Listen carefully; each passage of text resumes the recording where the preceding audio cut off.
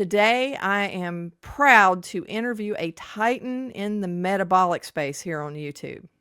In fact, he is so knowledgeable and his brain is so full of data that there are many on the internet who suspect that he just may be AI walking around in a convincing human suit.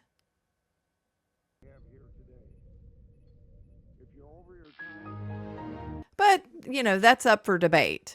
One thing I can tell you for sure is that this onion has a lot of layers.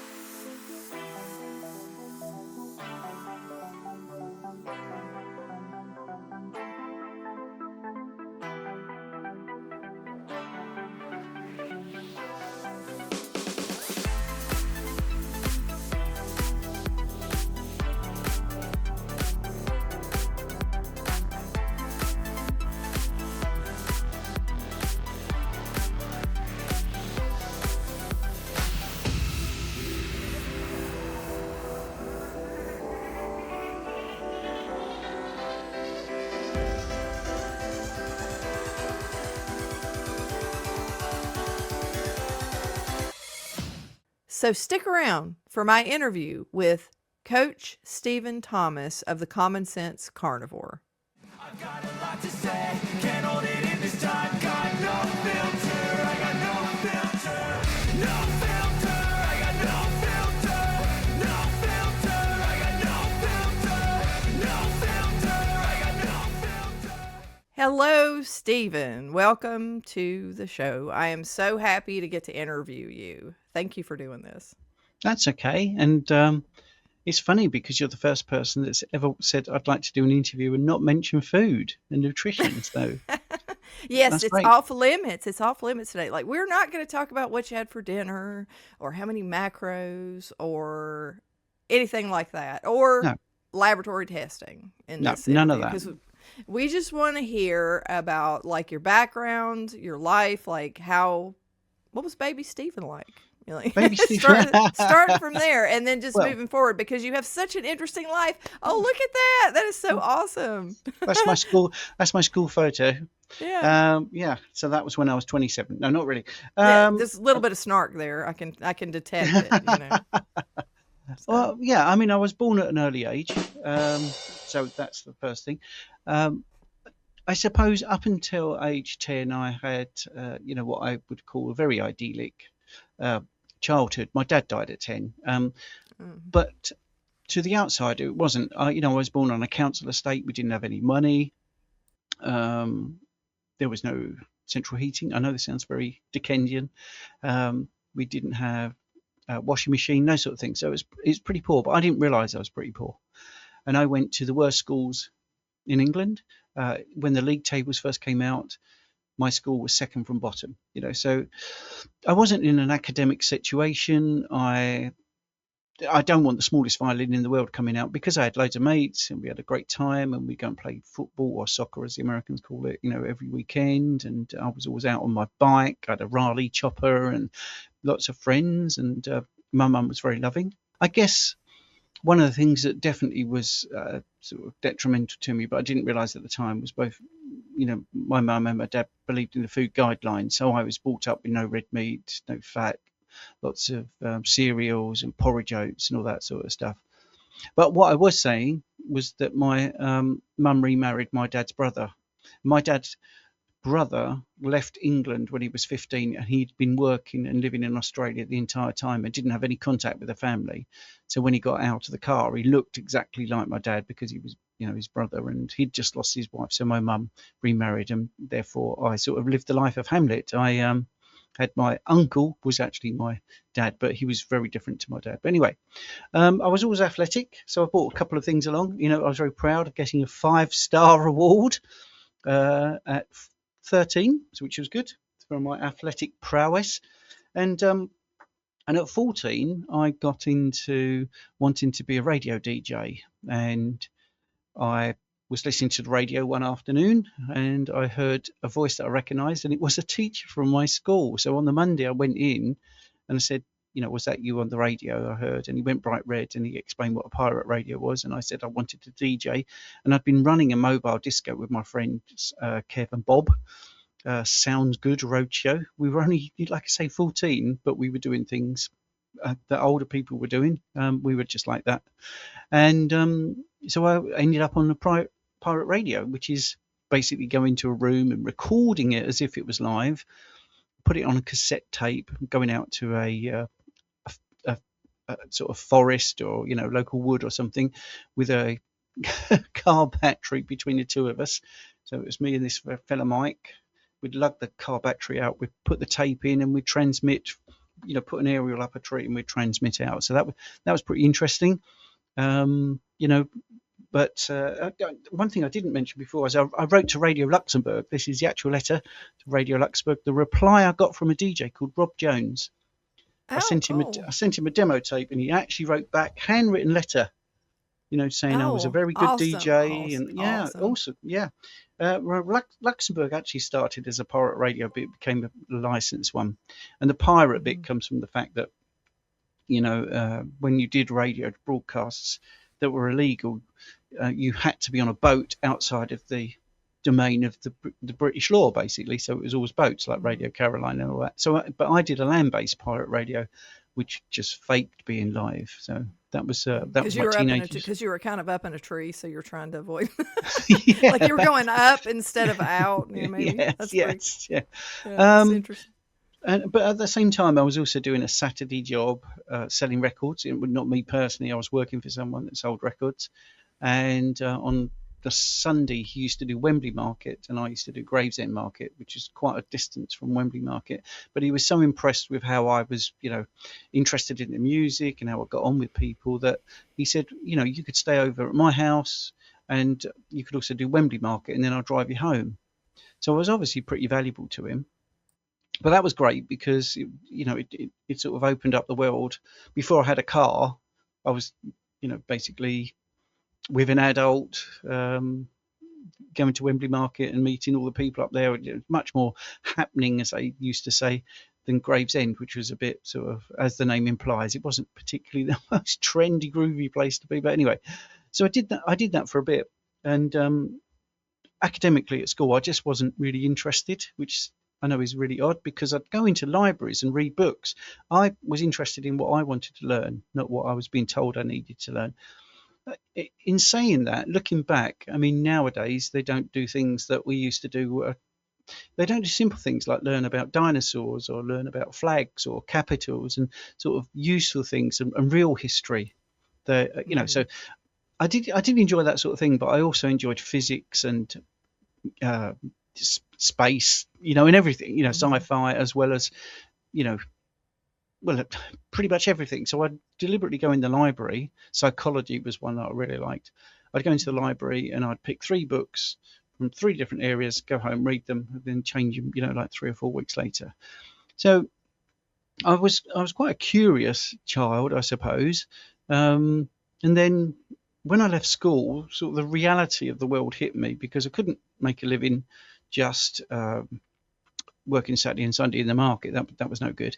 So I went out into the job market, and I went to the civil service, which is working for the government, like being the pen pusher for the government, suit and tie and everything. And I did an entrance exam, and the stuffed shirts behind the desk said to me afterwards, this is a stunning result. This is really good for an entrance exam, but we're very old school here, and you will not be able to be promoted because you haven't got the qualifications that you need. You need bits of paper, I'm afraid, which I'd been told at school and obviously ignored. And when that was the harsh reality, I knew I was pretty bright, but to have that actually said to you after an exam by some people sitting in a very sort of powerful big room behind a big oak desk, and like 6 of them all interviewing you, you think, right, well, that makes sense. So I actually did some night classes and got some O-levels, and then I landed a job at age 17 in an accounting firm in Gravesend, and they took me under their wing. Interestingly enough, my love of rehab might have started then, thinking about it. I have never done what I've done, Liz, and gone over my life like this, but I thought I would for the interview. Now, my interview was taken with the head partner lying flat on a bed in traction because he had a bad back. And yeah.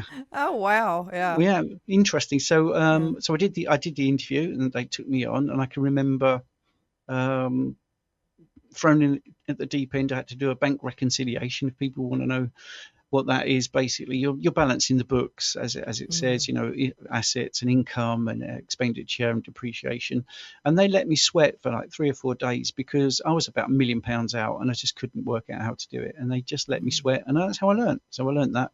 I also learned that work was much different to school. You don't get a free, well, maybe nowadays you do, but in those days, sorry to sound like an old fart, I'm 61 now at the time of recording, so this was when I was 17.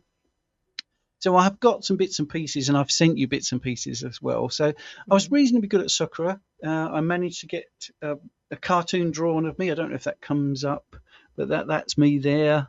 In the football team, in the local paper. Who did that? Who was that?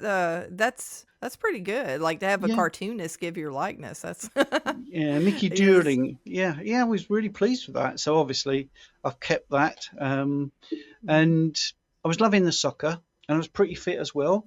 So I ran for charity. This is me here running for charity. Oh, wow. I didn't train for it, so I had this natural ability to be good at football, be good at tennis, to be good at running. And I was doing all this. We will talk a little bit about food. I basically was a high carb advocate. I really did believe in all of that. Absolutely thought that. Well, but most athletes do, I think. Is that your experience, that like most of them have the belief that you have to eat the excess carbs to do well, right? Yes. Yeah. Well, I think what's really weird, Liz, is how my life has been shaped, because I was also DJing and I did quite well. There's a big club called Stage 3, and I called myself Steve Thomas then rather than Stephen, and I ended up doing Stage 3. These are big names. And in fact, about a month later, there's a big radio DJ called Tony Blackburn, and I was in the same advert as Tony Blackburn. And I thought, wow, I'm doing okay here. But I was also a little bit of a prankster. So one of the things that we did, one of our friends from school, when we left school, his mum had I've never said this publicly, by the way, a fancy dress shop. And we broke in and we stole E.T., the E.T. costume. And then we went up to Great Yarmouth, which is a place, and we stuffed it and put it in a phone box and dialed the local newspaper and said, "It's E.T., I want to go home." And it made the paper.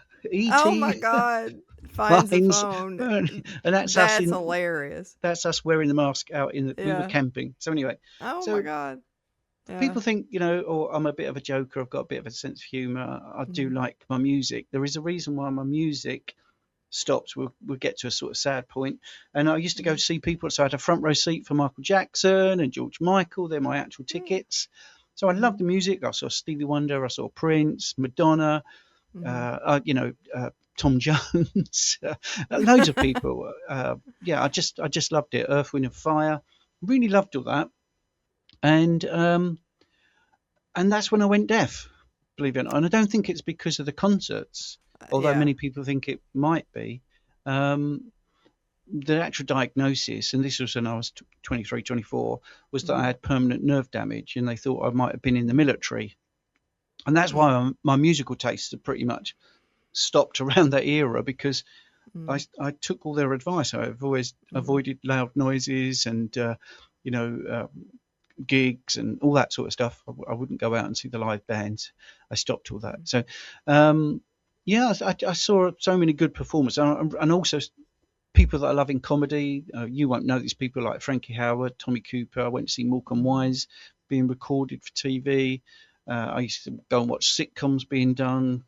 So I really, really liked all this world. And at this point, I also wanted to write. I always felt that I was a good storyteller. So I wrote a one-act play with my friend Mark, and that got into a one-act play festival. So that's it there. That's the sort of leaflet for it. That was 1988, which is basically when I was 24. Which it was accepted, and due to a quirk of fate, it was never actually performed, which is really annoying. And it was interesting. So in the background, I was just working at a company called Baxter Fell Northfleet, and they were a shop fitting company. And this is, I think, it's just very interesting. I was working for a guy who was a genius, literally a genius. And what would happen is all the salespeople would design these wonderful cabinets and desks and displays, and then it would go to this one guy. So it would go from loads of salespeople to this one guy who would produce cutting sheets and how to manufacture and how much metal we needed and all that. And it would then go out to be manufactured in the woodworking department, the metalworking department, and he was a linchpin, and I got employed to be his assistant.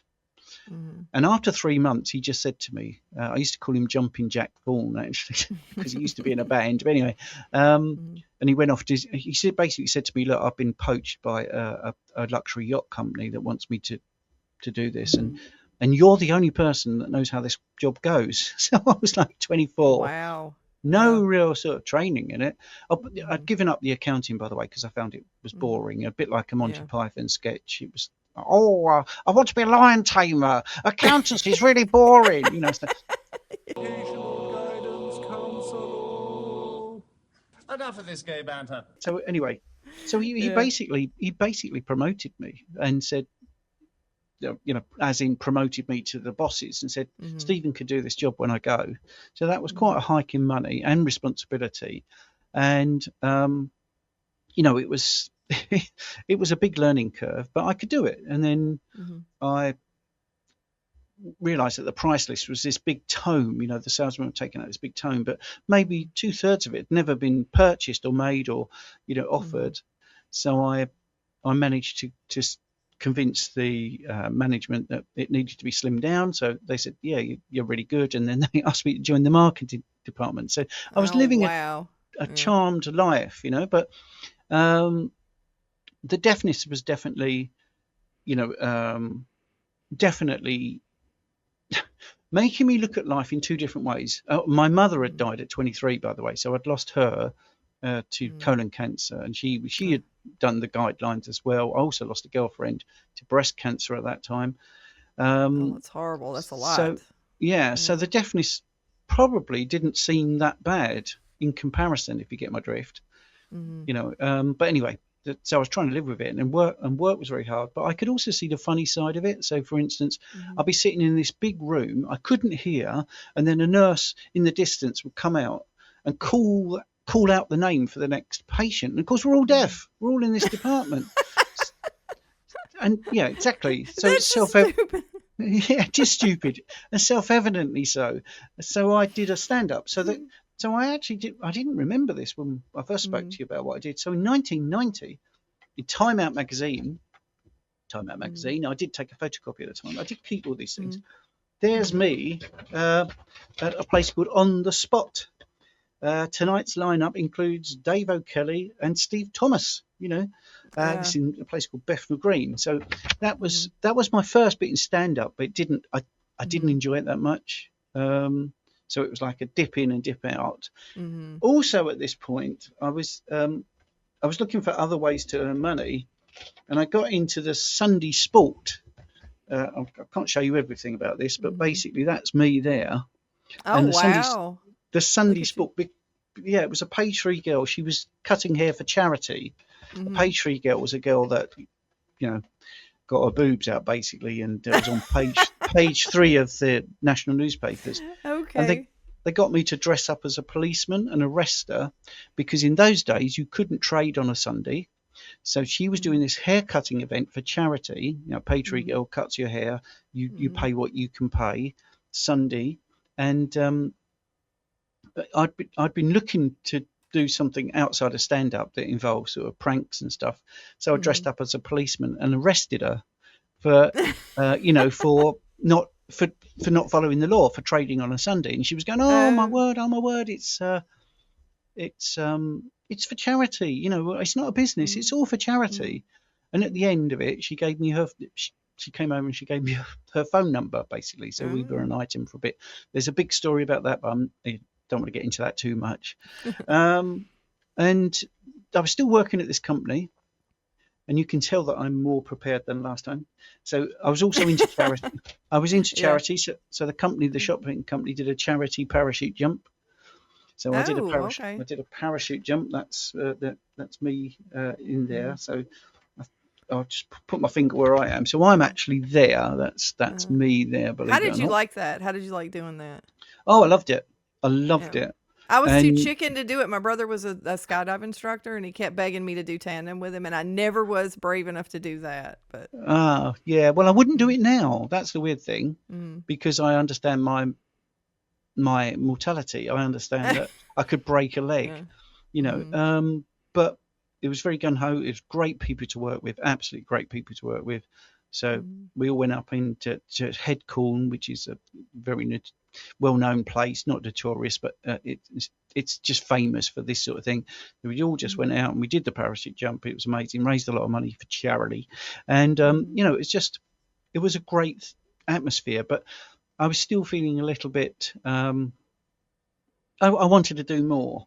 Now, one of the things I sent you this morning is me on a TV show, which is Sky's version of a big program we used to have called Blind Date, where basically in this show there's 3 fellas and there's 3 girls, and then you ask questions. Well, I sent you a clip of it, and it was called Awesome. All right, it's called Love at First Sight. It was hosted by Bruno Brooks, and I was on that.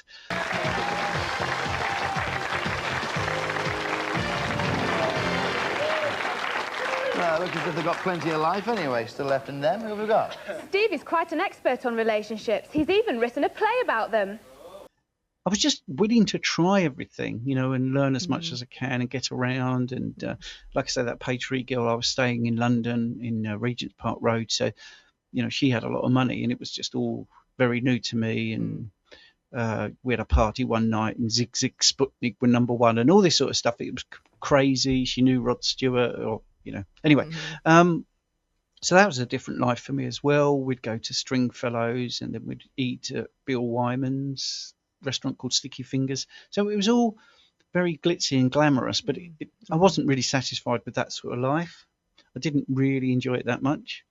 And then I got into bodybuilding, and it's such a big change, isn't it? So this is, I was actually messaging my training partner. So my training partner's here. That's Jamie, who went on to compete at Mr. Britain. Natural, by the way. That's me there. That's Sonny Schmidt. And we went to a bodybuilding show.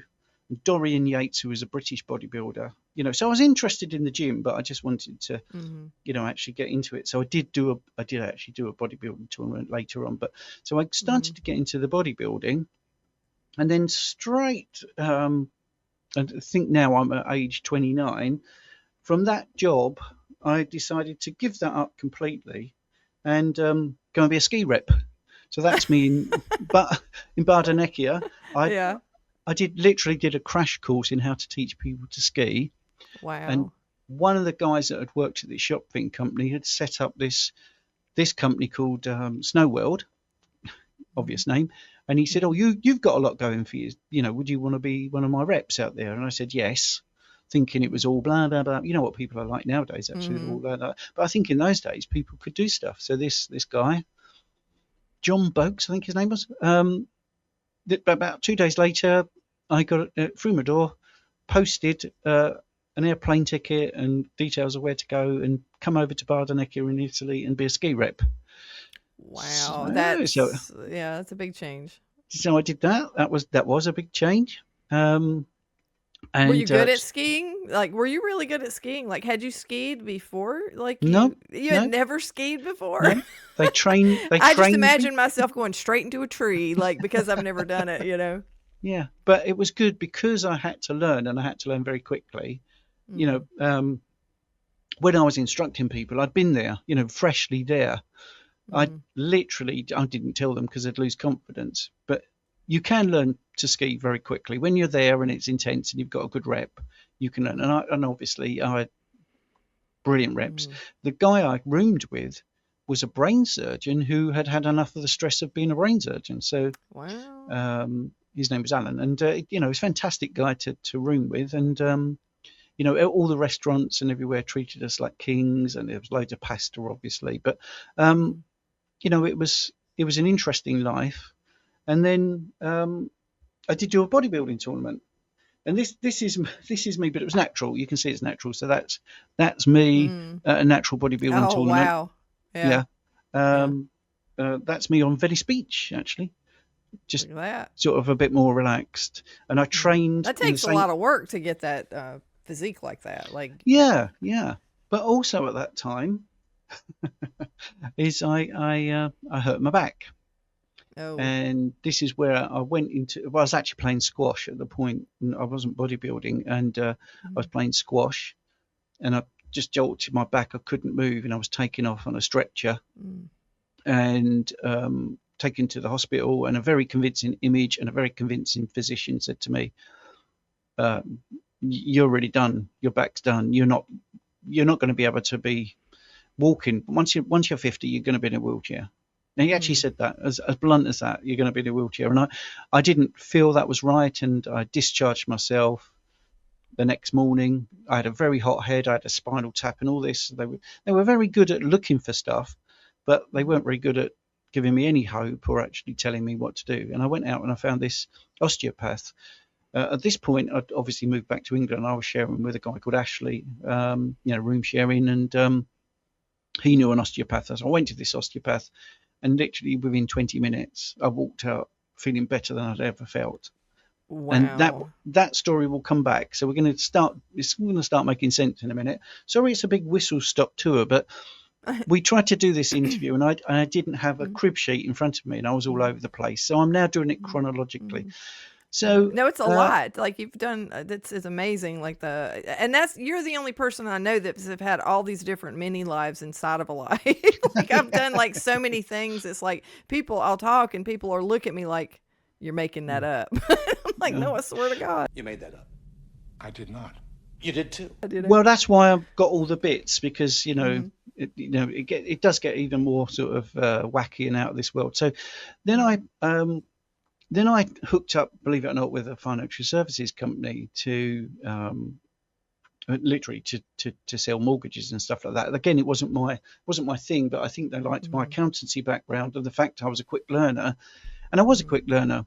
The one thing I learned was it's all about leadership, and the person that employed me was obsessed with qualifications and education and motivation in a really good way. He was a lovely guy. And in saying that, it's very odd, but you were absolutely petrified every month to go in and be assessed, because he was as blunt as, you know, you think Simon Cowell was blunt. This guy was blunt. You know, What have you been doing this week? This was terrible. Well, you know, but he would do it in such a way where you'd go out and you think, right, I'm going to do that. So he would push me to do more qualifications. Kind of like an Apprentice episode. You're fired. Yeah, it was really like that. That's like what it sounds like. You're fired.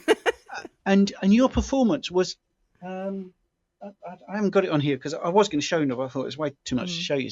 But basically, they would do a newsletter, and your performance against everybody else in the country, you would have a league table every single month. So if you didn't do well, wow, you'd be there. strangely, and I don't understand this, but the two top performers just really liked me and took me under their wing and said, this is how you do. I'll come and sit and watch what your appointments are like. And I think, looking back, I think I'm reasonably successful at doing consults. I've had over 1,000 success stories. So I think it was that grounding of how to talk to people, because their big thing, and I went to work for a company called Minolta, was an American-based training program called Needs Satisfaction Selling. But it was all about the person and what they need. Now, isn't that exactly analogous to health? You don't say, I've got a statin, so I'm going to make that fit. That which is what the medical profession do. It's like, hello, who are you? What's your history? How do you feel? What would you like to feel like? How long would you like that to take? I know that's really basic, but you are talking about the needs of the person rather than anyone else's needs. And if you do that, if you concentrate on the person, which is why I love you and Dave Mack and Lee, and the way you approach stuff is you're just real people. So anyway, so I was doing that, and the writing bug just wouldn't leave me. So I wrote another thing it was called The Union of Shorts. Oh yeah, I was just the writer at the back there. So that it was in the days where you do photocopied leaflets when you were trying something out rather than the glossy thing. But I ended up getting a review in Time Out magazine. So my play is in here, and you've got the graphic of this, so you can show this more.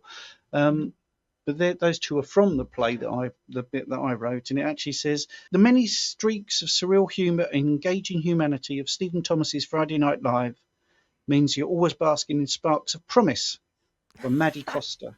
So I really liked that. That's got to feel good. I'm telling you, that's really got to feel good. I mean, and playwright, that's amazing. Like, you're also, the one thing that's interesting to me about your life story is that you're analytic and you're creative, which I rarely ever meet anybody like that, because I'm exactly down the line. I'm half scientist, half, horror novelist. So it's a weird combo. That's brilliant. Yeah.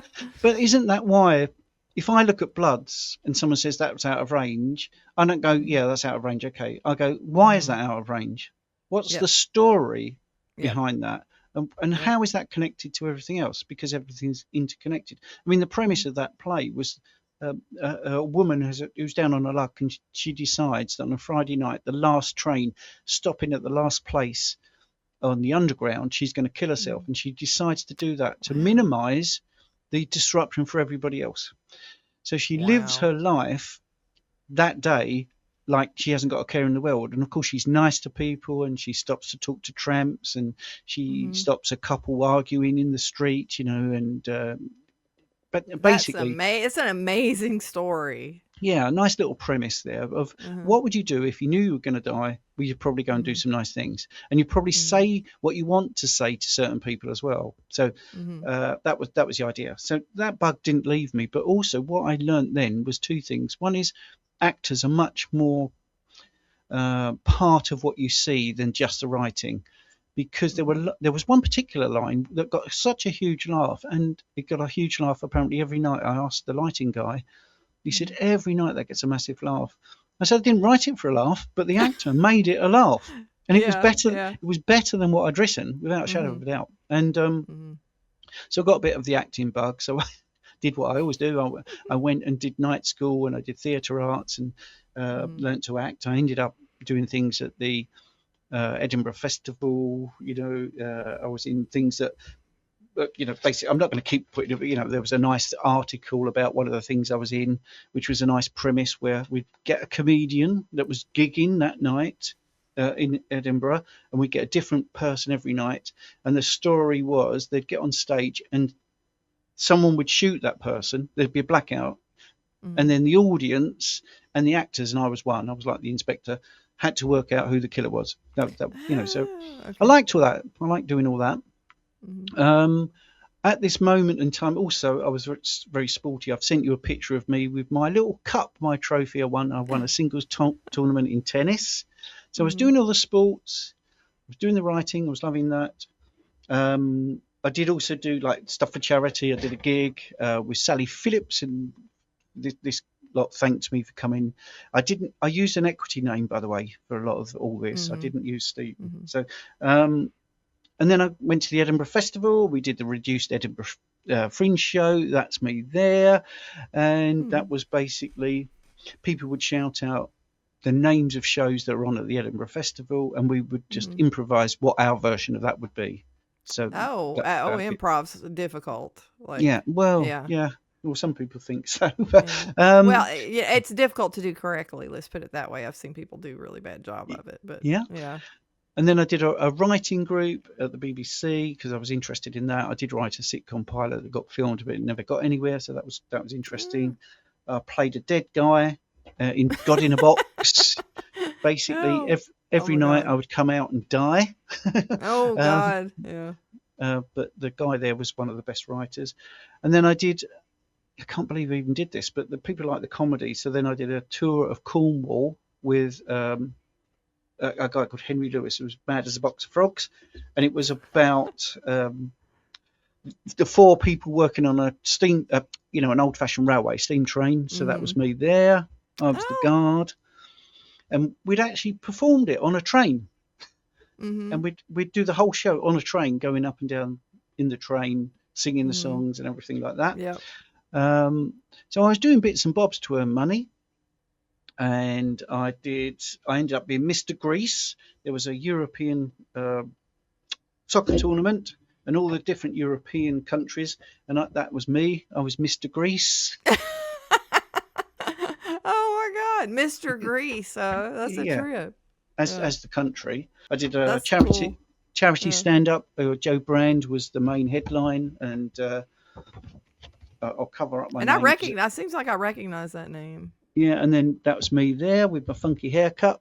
88. What year was that, roughly? Was 88? 2007. 2007. Yeah. Okay. Oh, I'm really whizzing through this because there is. Yeah. I don't want it to be too boring. So, yeah. So I also started doing videos, and I did a video how not to dance with my equity name. This is about learning English, and there was a feature about dancing, and it said, if you want to not dance, there's this really great video on YouTube, how not to dance. Oh my God. And that was picked up by a newspaper, and they interviewed me for the newspaper. There's me. Wow. How to do content. And it was at that moment that I thought, well, this is all well and good, and this is the point. It is all light and funny and all that, but I don't feel like I want to talk about this to anyone really. I kept this all for me. I've never done this list before, so I thought about all the things that had happened to me: losing my mum, losing my dad, losing my girlfriend, and my bad back, and going deaf. And I decided, this is quite a sort of left turn, right turn, whichever. I might be mirrored on the camera, but anyway, that I would get into doing rehab and learn how to do rehab. Wow. Yeah. And like a deeper type of something. Yeah. Yeah. And so this was my testimonials. So, this is like a lady here. That's what she was. She had a Zimmer frame, and we managed to get her straight. This guy was crooked like that, and then we managed to get him straight. Wow. That's amazing. Like that's got to feel good. I mean, when you're able to help people, who have this lady, these problems. she had this weight. She got down to that. Wow. Yeah. Hang on. So small transformations there. Anyway, and lots of reviews. So that was actually something I felt was quite meaningful. But I was still needing to earn money, and because of the rehab, I ran the clinic myself. I could do other things, and this is where you got very interested in what I did, because I turned to doing things like walk-ons and stunts in TV and film. And you've got a clip of me doing a clip in Ultimate Force where I'm a policeman on fire, being pulled out of a car. I also was a body double in The Dark Knight. Yeah, that was like I'm like fan girling all over the place because to work with Heath Ledger, it's like oh my god, because I'm just such a Marvel fan person. But I was just standing there. I mean, basically what happens is the cameras are all looking one way and Heath Ledger is sitting there. Although strangely enough, he wasn't, because he doesn't need to be there. This is why you have stand-ins, because it's expensive. But they filmed all the 4 people that was, watching his talk, and Gary Oldman's on the end, and there's 4 stand-ins. So once they've done all their lines, they go home, which is really cheap for the film company. Well, not cheap, but cheaper for the film company. And then the people that look the same, and obviously you're dressed the same because that's what the costume and wardrobe, they put you all in that position. Then Heath Ledger comes down and they film over your shoulder as if those people are there, and Heath Ledger. So I was basically in that scene where he's in prison, which is apparently famous, but you don't realise it's going to be an iconic moment. You just turn up and get the money at the end of the day. And I can remember Gary Oldman. He obviously knew I was about to watch a tour de force, because when he turned around for me to replace him, he put his hand on my shoulder and went, "Enjoy." Well, oh my god. Okay, I'll see what happens. And and you won't like me saying this. I'm not a big fan of the Batman films, but I was a big fan of the TV show with Adam West. So to me, it was all a bit too dark and a bit too serious. But looking back, it was great. The set was amazing. So people who love that sort of thing, the telephone directory in the telephone box, which was barely seen, was a Gotham City directory. We could look over the edge of where we were shooting, and there was the Batmobile for a scene later. And it was good. It was good looking back. And then I was the body double for Paddy Considine for a bit in the Bourne Ultimatum. Wow. And you can, if you know it's me, you can see it's me when there's long shots and he's walking in a brown corduroy jacket with a bag over his shoulder. If you know it's me, you can see it's me. But basically it's good enough for the film, because it's only like 3 seconds or whatever, and then you see me, you'll see my shoulder in a fight scene. So Matt Damon was there, but Paddy Considine was, so it was shot across the shoulder. So it was nice to meet these people. Yeah, one of the worst body doubles I've ever seen is Arnold Schwarzenegger in Terminator 2. Like they put him on a motorcycle, or the stunt guy. It's like, oh my god, like that. They've done some really bad jobs with body doubles, but So that was interesting, and actually, I spent 2 days with Robert Downey Jr., which I didn't tell you about, because these things weren't that important to me at the time. What's he like? Fantastic, you'd be pleased to know. So that was Sherlock Holmes, and again, if you know it's me, you'll see it's me. So there was a bit in Sherlock Holmes, I don't know which version, which film, because like I say, it doesn't really do it for me, that sort of stuff. But we spent 2 nights filming it, and the scene is there's a bench outside the prison, and on the bench is Robert Downey Jr. and I think Jude Law, and they're telling jokes, and we as prisoners all come round. Now, if there's any physicality, you can't use an extra. You have like a walk-on or a stand-in. And what happened was the warder comes out and has to oik one of the people out the way so he can get in. Well, that was me. So you can see it's me getting that physical, that physical sort of jerk. Even with the makeup and stuff, you can see it's me. But the point was, because we were in close proximity and there was a lot of stopping and resetting and moving, Robert Downey Jr. could have gone off to a trailer, but he didn't. We just basically, and this is where the stand-up is quite funny. We just basically were telling jokes all day, or it was actually a night shot. So all night we were just talking and joking, and he was fantastic. He was really, really good. I can't say how good he was. Well, he was amazing. Like when it comes to somebody like that, like just Tropic Thunder alone. Yeah, right. You was farting in bathtubs and laughing your ass off. Yeah. Just seeing that performance, it's like he's just seems like the funniest person I've ever seen. Yeah, but I was getting sort of TV walk-ons, which I've sent you. I did. I've actually sent you a link to a few of them. I did an advert for Nationwide, where it's just a walk-on. There's no words, but that was quite good because that was put out in the middle of a big football tournament, so loads of people saw it. And an advert for Clerical Medical, which I can't find a copy of. at all. I haven't got a copy of that bit from what do we call it, from Sherlock Holmes, but it's on the DVD. People want to come and see it. If they've got the DVD, you'll see it. So yeah, on and Amazon, I did, yeah. yeah, and you know, I did an identification for a channel for a show, so I was getting all these bits and pieces of work, but again, it wasn't really making me as happy as, like I say, doing the rehab thing.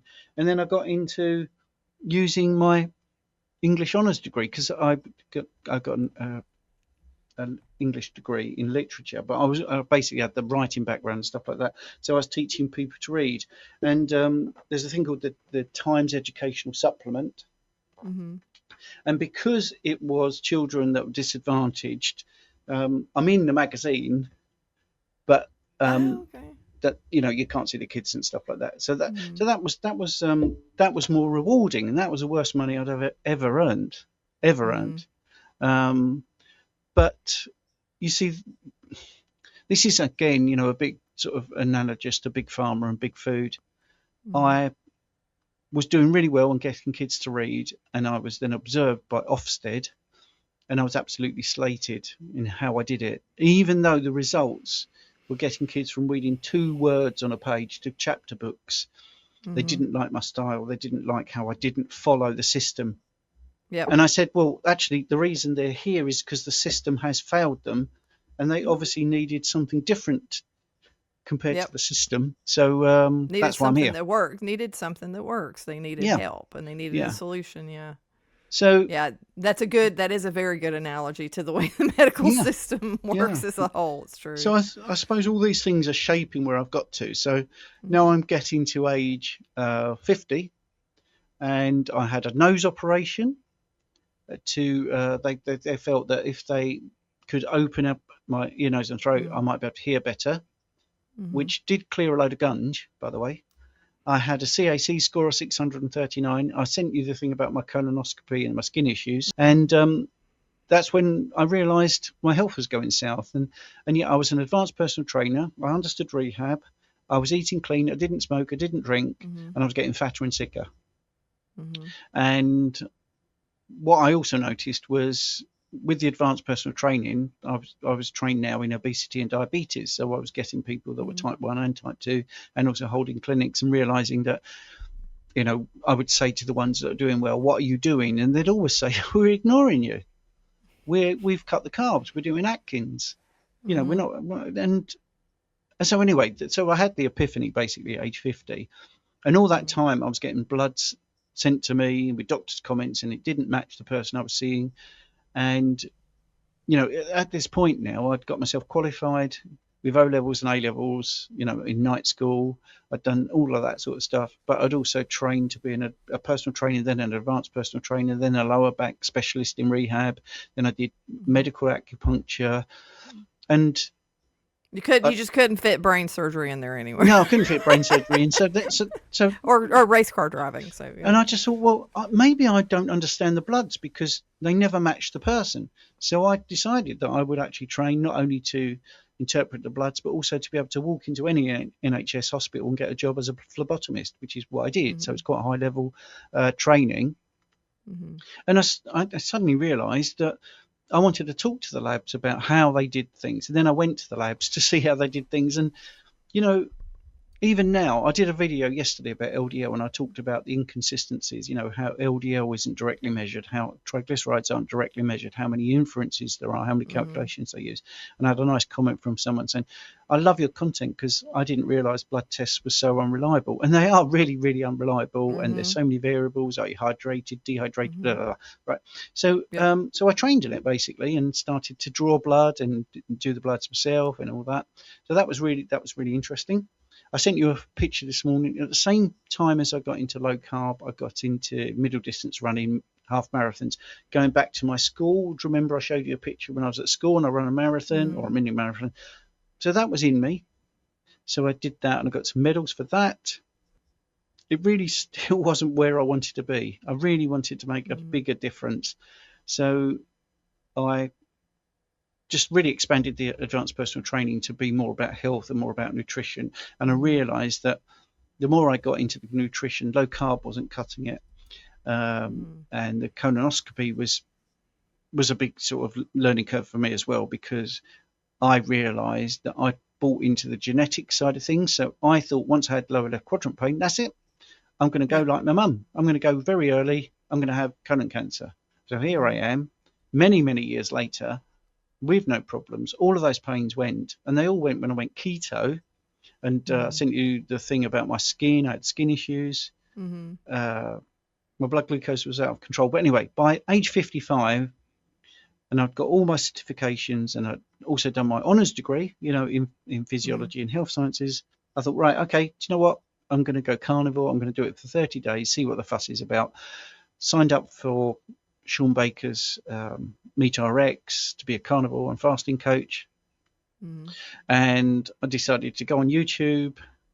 And what year did you go? Now, what year again did you go carnivore? What year was that? I was 55, so that's 6 years ago. Okay. So I've been 6 years carnivore, but I've been 3 years keto and 2 years low carb. And I think my keto 3 years was possibly more carnivore near the end anyway. So it was all organic. And I say this to clients: what you do now, and how. I mean, yesterday I had a great client. She just like, oh wow, I can't believe everything's now good. My skin's good, my sleep, my energy. She just couldn't believe it, and she said my trousers are looser, and yet you told me to eat more, and I'm eating so much more. I don't understand it, but she's eating more of the right things. So I want to keep getting that message out there, and I think I'm not a natural, despite all this stuff about stand-up and doing videos and all that. I'm not natural at doing this, but you have to do it to get the message out there. You seem like you are. No, but I'm not, but that's acting. That is acting. Yeah. Right. So when I did stand up, and I think I sent you a picture, I was really lucky to be in a little group. Many, many years ago, we were at the Amuse Moose in London, and there was a course for stand-ups, and I was part of that course. And on that course, for people in the UK, they'll go, "Oh wow, that was a major bunch of people." But there was Greg Davis in there, and around that time there's Mark Watson, and there was Rod Gilbert, and I was in this group of nobodies, literally nobodies, and Greg Davis from the get-go in the classroom, he's like, he's going to be a star, he's going to be massive, and he is massive. I mean, host of Taskmaster, and he's in the in-betweeners and all that. Well, anyway, my fourth gig was his fourth gig, and he won sort of an up-and-coming stand-up competition, rightly so. And I said to him about his stand-up, and could he help me, because I didn't know really where I was going wrong. I was doing okay, and I got on national TV and stuff, but he was really different. And he just went, "Well, you just have to have an act. You just have to act, a bit whatever." So so I literally, when I do interviews, and you might now remember this, when I first spoke to you, I said, well, once I click start, I'm going to become Mr. YouTube, because I'm not like this. I'm not like this. It's not my thing. But it's the only way to get the message out, because no one else is going to do it for me. So you have to. And that is really an interesting point that you're making, because it is something that's like you're either good at it or you're not. So, I mean, you're obviously very good at this, like presenting, because especially your evergreen, the videos that you have that are going to be evergreen, that are just, I think it's like you're building this library of this knowledge, and it's so concise and so well presented. And I've dealt with a lot of presenters, like working in corporate America or whatever. And, you didn't believe the amount of muddiness and just, I don't know, straggling and incoherence that happens with most training and stuff like that. So I really appreciate the library that you're building. It's cool that you're doing like a video like a day. And that's putting that out there. Yeah, that's 365. Amazing. Yeah, I'm going to do 365 videos, so one a day for the next year. That's what I decided. And for sharing particular, because like I was telling you, like my sister needs to watch your LDL presentation, because when I try to explain it, it's like, because I'm not the technical part, I'm a goofier type of person, but it's like, I don't really present those. I do some of that because that's like my day job, so I don't want to do it at night.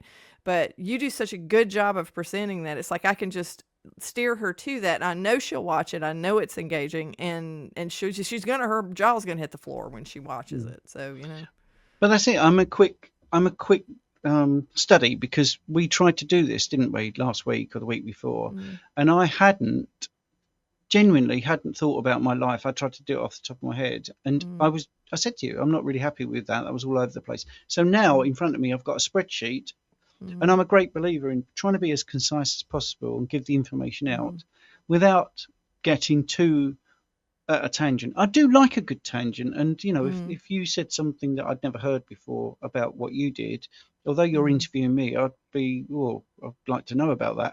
Let's talk about that, because I'm inquisitive. But I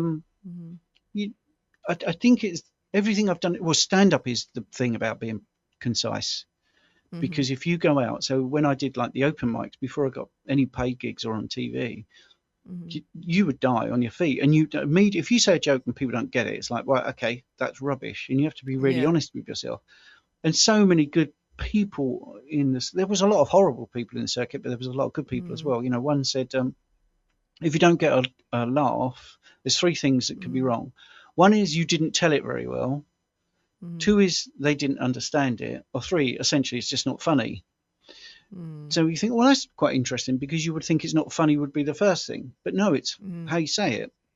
So if you do a long-winded setup, the punchline has got to be amazing to make it worth the journey. The payoff, yes, the payoff. Yeah, I used to write jokes for a comedian. I dabbled a little bit in it or whatever, and really enjoyed the structure of comedy and delivery and timing and build up and payoff and all that kind of stuff. It's a really complex type of structure when it comes to writing that type of thing, which is interesting, I think.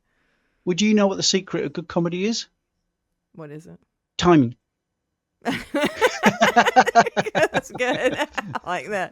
That's good. You have a lot of good jokes too. Like, that's the one thing I enjoy about the live streams and stuff that you do, is like, the humor added to it is very thank you welcome. Because I mean, my God, I can only listen so many times to what people ate in a day. And I know it's important to talk about. It is important in this community to talk about, but God Almighty, sometimes it's just like, so it makes it really interesting. I think that's the thing I've realized, that if I'm a consumer, and I'm always talking about this, I will watch other people, and I will also watch people on the other side of things, because I think we shouldn't be an echo chamber. But more often than not, the most frustrating thing is, oh, bloody hell, I'm 5 minutes in. Can you get to the point? Like, it says here you're going to tell me what's the best thing to eat. And you haven't done that, and I find that, and Lee Copus is always talking about that as well, that the thumbnail's got to reflect what you're going to talk about. So I always keep that in mind, and I just think, right, I'm going to do it, no edits. That's the thing I want to try and do. So it's just me for 20 minutes, 8 minutes, 30 minutes. So that was the fasting one was interesting, because ironically, I start with saying, well, fasting is not eating. That's it. It's not eating. It's not complicated. And that ran for 33 minutes, because I tried to cover every fasting protocol. So like 4 hours, for the migratory motor complex, and then 8 hours, and then 16, 8, and then 25. But once you get into it, and then refeeding becomes an interesting part of fasting many people don't talk about. So I don't want to do 30-minute things like that a lot, but I felt I could do the whole shebang in 30 minutes. Well, I didn't know it was going to be 30 minutes. I thought, I can do this. I can definitely talk about fasting, because that's what I've done for a lot. And, I think giving out the information free is really important to me. But I still need to pay for the lights to come on, and, to be able to eat. So, I offer the consults, and I offer my community. And I think this year's been a big learning curve of just keeping it simple, doing joined up. But there is always nuance. There is always context. So you can't say just to everybody, 1 minute a day is the best, fatty meat's the best, blah, blah, blah. Because it is nuanced, even though it's simple, So I think all my training and all my life experience and my own personal problems, which have gone, by the way, I don't feel worried about my coronary artery calcium score at all. I don't care about my left lower quadrant pain, because that's gone. And toilet issues non-existent, no medications for 11 years, haven't missed a day. of work in 11 years since I've been doing this. I used to be going to the GP 3-4 times a year, sniffles, antibiotics, and That's amazing, isn't it? Like, just, I gotta say that, like, 3.5 years of not having to go to a doctor is just like, and Is you that for see you? people around you getting sick, getting the flu, Yep. getting all these things, and it's like, that's something I didn't think was possible, like in my old life, you know? So that's for you. You're currently at 3.5 years. Yeah. Yeah, 3.5 years, and I don't get anything. I don't catch things. Yeah. It's, you know, so far it's wild. Well, yeah, I mean, I would say I've caught a couple of things, but you're so robust and resilient. I haven't missed a day's work, but it was I just do- like, yeah, you just blew it off kind of thing. yeah, because I don't want people to think, it's going to make you indestructible, because that's No, not true. this is just, Yeah. this is a personal testimony. And let me just remind Jerry out there, you know, that's what I call Gemini, because he's scanning everything. Oh, yes. He scans every video. So it's like, Jerry, we're not saying that everybody has this, but, you know, personally, I have not caught I used to get the flu like a couple of times a year or whatever, and I would be down with a cold, and it hasn't happened in 3.5 years. So, you know. Yeah. But I think, you know, going full circle, it's been an interesting thing, because there's loads of things I haven't told you about, loads. But you know, I think I've arrived where I want to be, because like I say, I love the testimonials. So that little folder of testimonials was, you know, over a decade ago, and sorting out the bloods for people and taking the fear away for people, because my mum was, you know, used to have panic attacks. Yeah. You know, she would be sitting in the lounge and she'd just start, I've got my scan next week, and I'd be like, whoa, you know, you can't let your disease run your life.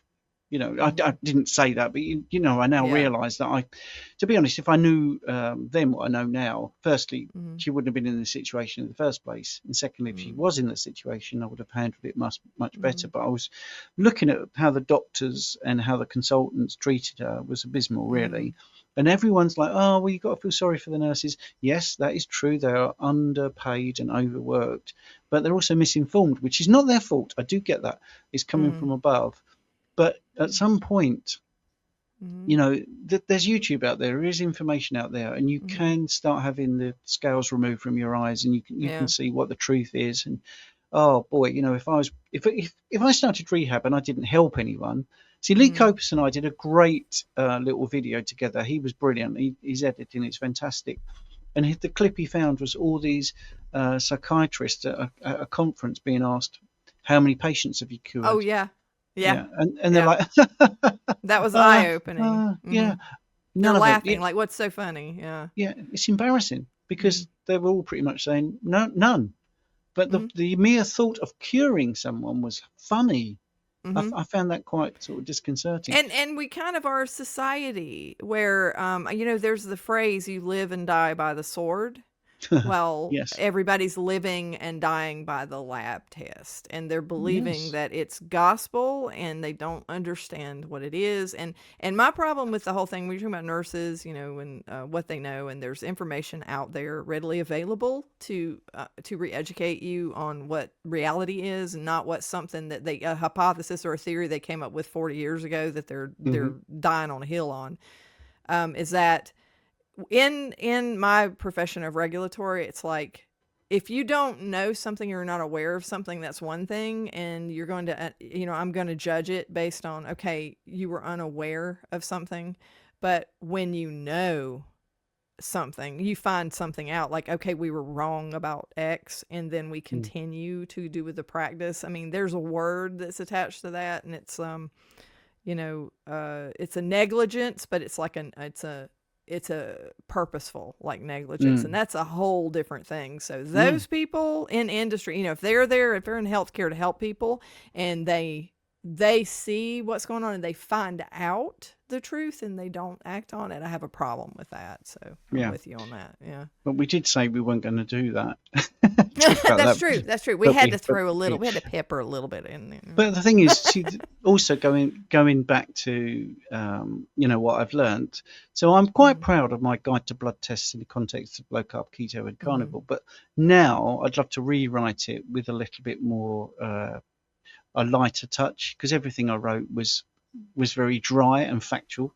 So I'm thinking maybe I should have changed that. But, I'm happy to have that information out there. And I wrote a book about statins, the truth they tried to bury. So they're both things that I'm proud of, and how to be carnivore. But I do think I'll probably, if I rewrite them, I'm going to add a bit more humour and a bit more, a few more success stories. There are success stories in the Guide to Bloods, or actually what happened in the Bloods, the things that we predicted and how it was all joined up. So, yeah, I think my past has helped me. I enjoyed my life, and I've been lucky to travel before the restrictions and see all the places I wanted to see. When they were good. So I went to Japan before the restrictions, went to New York before the restrictions hit, and there are things that I haven't touched on. So, for instance, I went to Florida, and I was in an advert for American Airlines. That was purely because I was on the beach, and that was just after I'd done the bodybuilding show, and I was approached. Well, I was with I was flat sharing or house sharing with this girl called Julie, and we were on the beach. And the production company came over and said, "Would you like to be in an advert? Because you look great." So that was interesting. Yeah, American Airlines. I think I was 24. How'd you like Florida when you were here? Well, I actually enjoyed it, but then I was really young and I'd not been to America before, so that was all new. Very lucky. There was all these things. I don't know if this happens anymore. There was a guy at the side of the road sitting in a helicopter with a handmade sign. "Do you want a helicopter ride over Florida?" I'm like, "Yep." I don't think that sort of thing would happen. And Julie and I we had a bit of street cred about us because we were both from poor upbringing, so we always had to fight for ourselves. And we saw an advert that said free tickets to Disneyland. We thought, "Oh, right, we're going to do that." Well, what you had to do is you had to go and suffer a breakfast while a salesman for a timeshare sat with you. Oh, yeah, one of those. Yeah. Put a lot of pressure in. Well, I said to Julie, well, we were going to go for breakfast anyway, and all we got to do at the end is say no. And she was like, "Really?" And so we did that. We went for breakfast, and we had scrambled eggs, strangely enough, a proper carnivore breakfast looking back. So that was good, scrambled egg and bacon. And the guy did the pitch. He took us around in his golf cart around this place, showed us the properties. And, we just said, great. And then we went back to have a coffee, and we sat down, and he said, "What do you think?" And I just went, "Thanks a lot, but we can't afford it. So can we have the tickets?" And he went to get his manager, and she came over and she did the hard sell for about 5 minutes. I said, "No, you've advertised free tickets. We'd like the free tickets." So I've always been a chancer like that. But if they're going to advertise it, then you've got to say. They do that a lot here. I've got 3 flyers for dinners for some kind of life insurance thing where it's at this really fancy restaurant, and I'm like, "Yeah, no, because now I don't eat like, back in the day, like before when I would go out to eat all the time or whatever, like I would have done it maybe, but now it's like, and my steak, I had a steak last night and it was terrible, just by the way. That was that's so, like going out and having food and stuff is just not what it used to be. But yeah, back in the day when I was younger and I used to go out, we used to do those all the time. Timeshare stuff, Yeah. And I think if you really believe that there's such a thing as reverse aging, then if you take my first picture, which I'm trying to find, I can't find it. Oh yes, if in the next year I look like this again, there you go.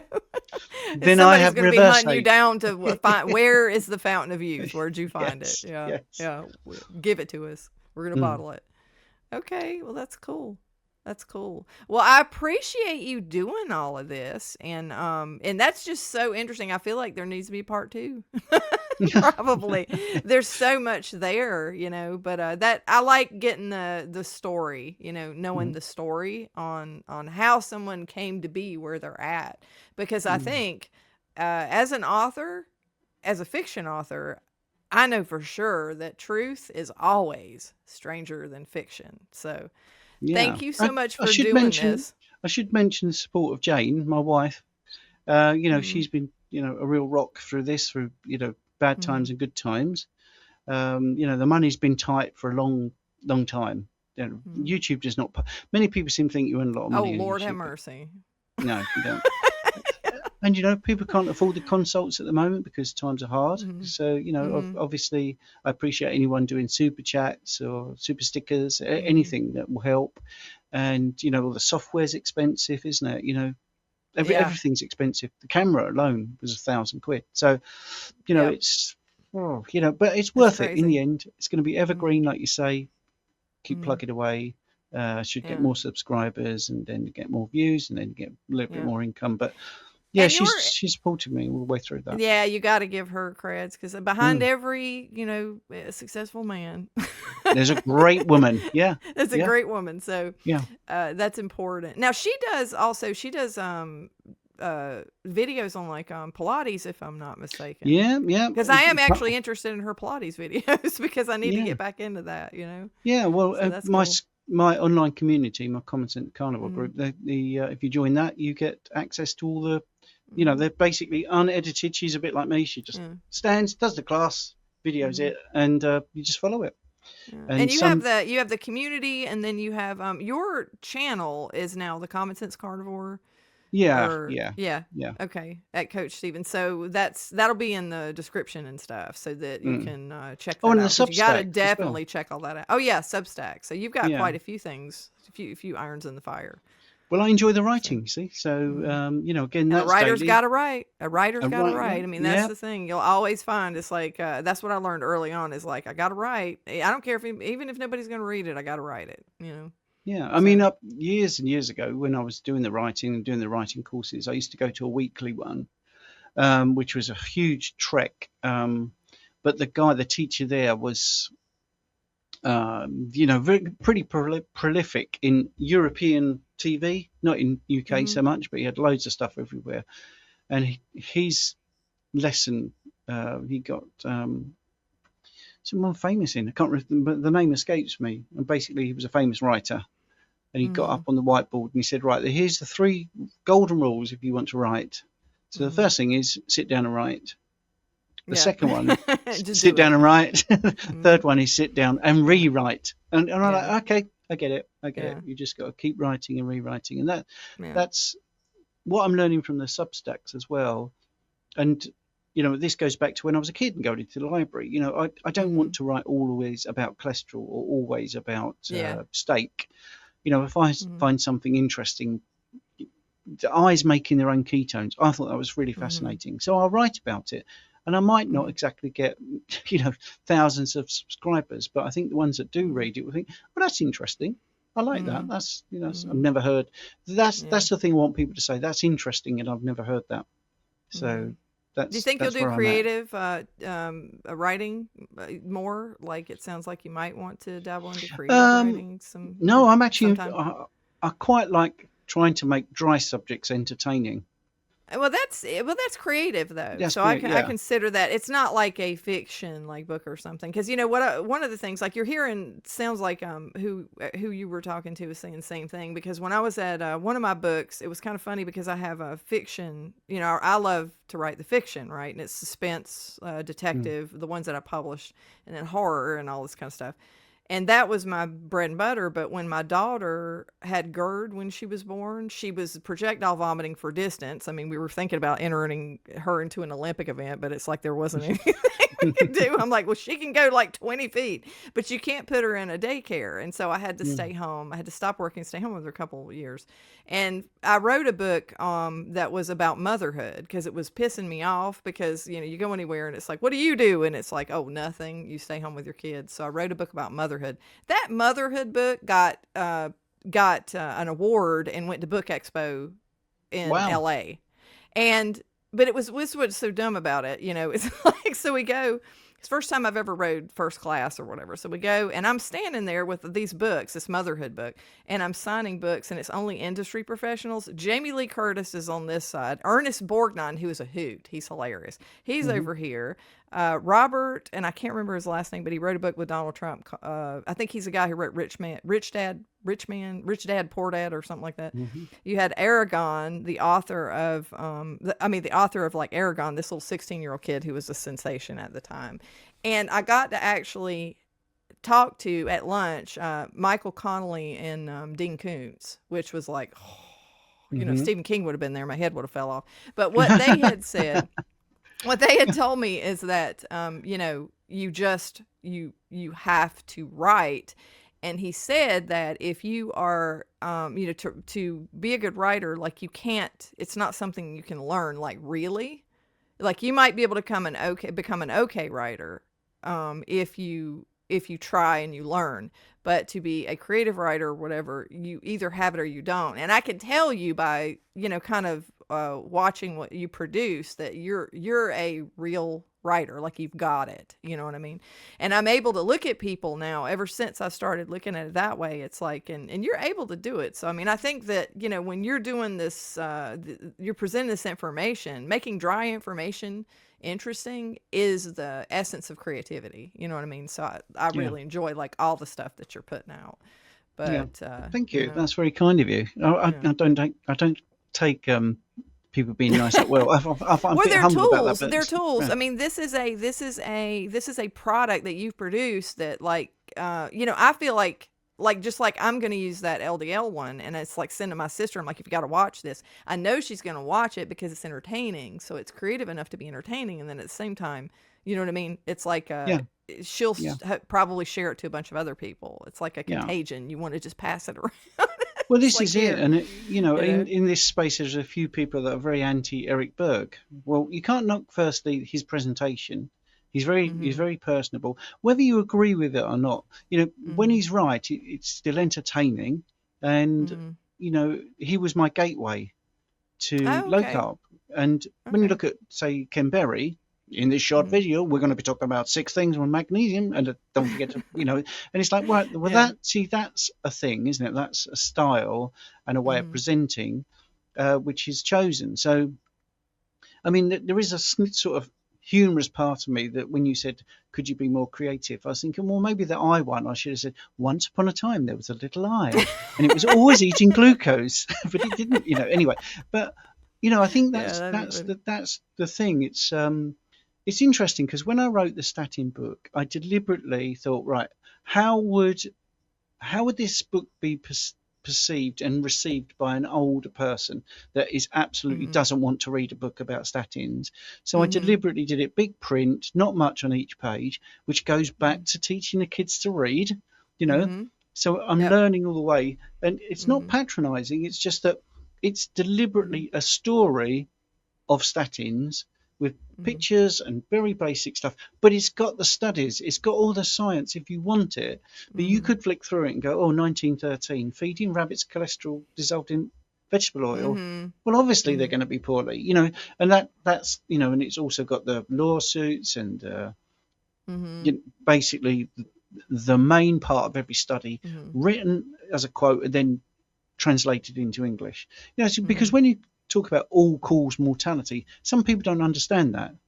So that's why in the LDL one, I said, 92% of participants, all-cause mortality was lower when they had high levels of cholesterol. So what that means is they live longer when they had high cholesterol. And I think that's the thing. We need to make sure that, although the science is interesting and people like the studies, because you always get someone on Reddit going, citation, well, they do, don't they? You still need to make it understandable. Because what does all-cause mortality really mean? It's a jargon, and all of health is riddled with jargon, and that's deliberate.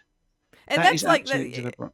Yeah, and that's so important when you're writing when you're writing anything. There's an audience, so if you don't know who your audience is, you might as well give it up, And a lot of people, like, they've misinterpreted. Like, I'm a biblical scholar too, so like one of the things, that's just one of the weird things I did.